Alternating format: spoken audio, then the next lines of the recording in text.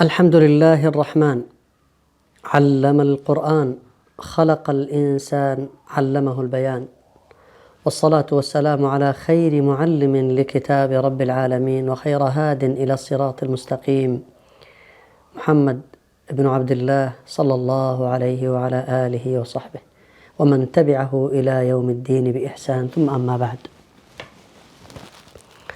عاشت الأرض ظلمات الجهل قبل بزوغ فجر النبوة بمولد الحبيب محمد صلى الله عليه وآله وسلم، ثم استمرت تلك الظلمات من الجهل والأوثان والشرك حتى مبعثه الشريف صلى الله عليه وآله وسلم. وبعد مبعثه ونزول الوحي إليه انبلجت الأنوار وتفتقت الأزهار، وبدأ ذلك النور يشع من مكة الغراء، وفجأة توقف بعد سعادة غامرة ملأت قلب الحبيب محمد صلى الله عليه وآله وسلم، بعد حياة هنيئة طالما انتظرها الحبيب محمد صلى الله عليه وآله وسلم، انقطع الوحي قليلا، فكانت المفاجأة، وكان ذلك الابتلاء الذي مر على قلب الحبيب محمد صلى الله عليه وسلم كأشد ما يمر ابتلاء على قلب مؤمن، حتى كاد كما قيل في الأثر أن يرمي نفسه من على هاوية جبل، لأن وحي السماء انقطع، لأن الغيث الذي ينزل على قلبه توقف، لأن الروح التي يحيا بها ما عادت تتنفس بين جنبيه، بدأ يشعر بالضيق الشديد لأن الوحي انقطع. أخي المسلم، هل تشعر بضيق ولو بقليل من الضيق عندما تترك تلاوة وقراءة كتاب رب العالمين؟ إن كنت كذلك فاعلم أن قلبك حي حياة لا يعرفها إلا من ذاق طعمها، لا يعرفها إلا من ذاق طعمها. حياة قلوبنا أيها الأحبة الكرام ليست تلك الحياة التي نظنها في أجسادنا بأكلنا وشربنا وطعامنا وهوائنا. حياة قلوبنا يا أحبتي بكلام رب العالمين، بذكر الله، بتلاوة القرآن، بالصلاة، بالعبادات التي جعلها الله لنا تبارك وتعالى غذاء ودواء لأرواحنا التي بها نحيا الحياة الحقيقية، وبغيرها موت. والله يا أحبتي موت.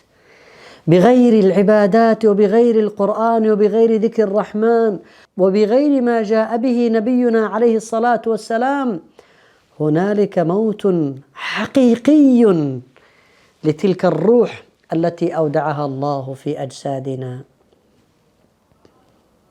فطعام الجسد الذي خلقه الله من الطين طعامه من الطين، وطعام الروح التي جاءت من أمر رب العالمين طعامه من لدن رب العالمين وما جاء به رب العالمين. هكذا تستقيم الحياة، وإلا فستكون قلوبنا ميتة وأرواحنا في موت، وأجسادنا عبارة عن قبور لهذه الأرواح التي في الأجساد، قبور متحركة. أيها الأحبة الكرام، عندما عرف وعلم وشعر وأحس حبيبنا محمد صلى الله عليه وسلم بقيمة هذا القرآن كان شعوره شديد وصعب جدا عندما انقطع عنه الوحي من السماء. فبعد ذلك جاءته الآيات مبشرة بسورة الضحى، يقول الله تبارك وتعالى: والضحى والليل إذا سجى ما ودعك ربك وما قلى.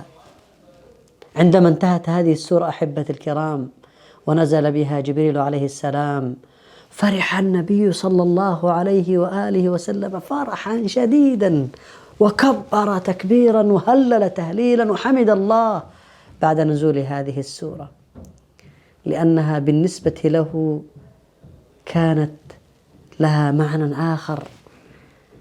ما هو معنى القرآن في قلبك أخي المسلم؟ ما هو القرآن بالنسبة لك أخي الحبيب؟ ماذا يعني لك كلام رب العالمين؟ إذا كان الله تبارك وتعالى يقول لحبيبه محمد صلى الله عليه وآله وسلم بعد بسم الله الرحمن الرحيم: طه ما أنزلنا عليك القرآن لتشقى إلا تذكرة لمن يخشى. هذا هو القرآن يا أحبة الكرام، طريق السعادة، طريق الطمأنينة والراحة. ألا بذكر الله، والقرآن هو الذكر المبين، بل أعظم من أعظم الذكر كلام رب العالمين. ألا بذكر الله، ألا بذكر الله تطمئن القلوب.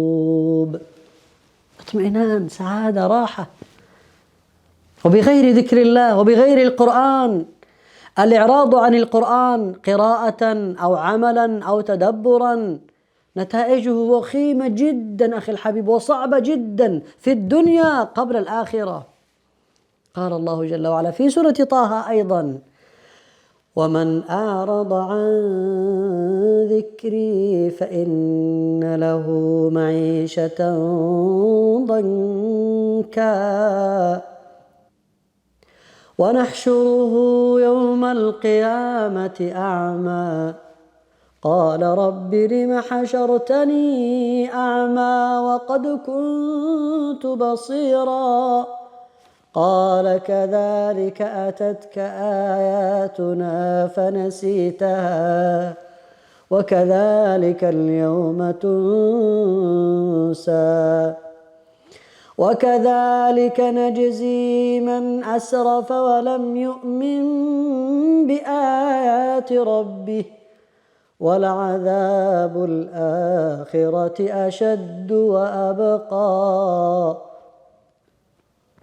فيا أخي الحبيب، تعال إلى السعادة، تعال إلى كتاب رب العالمين، تعال واقرأ وتدبر وافهم واعمل، ثمة السعادة.